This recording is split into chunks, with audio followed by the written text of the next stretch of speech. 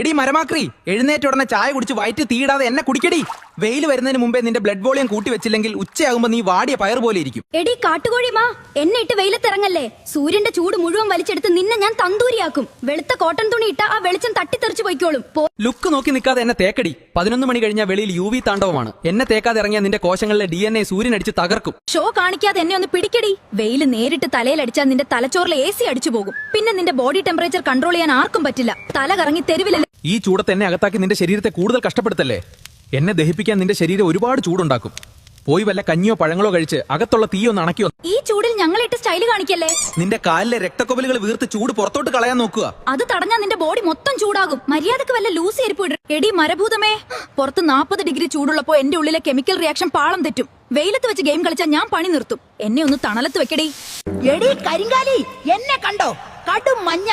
ഇതിനർത്ഥം നീ കുടിച്ച വെള്ളം ഒന്നിനും തികഞ്ഞില്ല എന്നാണ്. നിന്റെ കിഡ്നി വെള്ളമില്ലാതെ കരയാണ്. ഞാൻ കറങ്ങുന്ന കണ്ട് സോഫയിൽ ഇരിക്കണ്ട.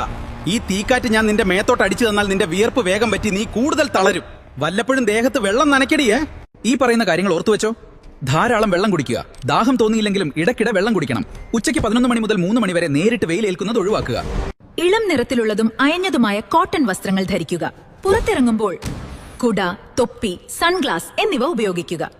പെട്ടെന്ന് ദഹിക്കുന്ന ഭക്ഷണ സാധനങ്ങൾ കഴിക്കുക. കഠിനമായ തലവേദന, തലകറക്കം, ക്ഷീണം, തൊലിപ്പുറത്തെ ചുവന്ന പാടുകൾ എന്നിവ കണ്ടാൽ ഉടൻ ഡോക്ടറുടെ സഹായം തേടുക.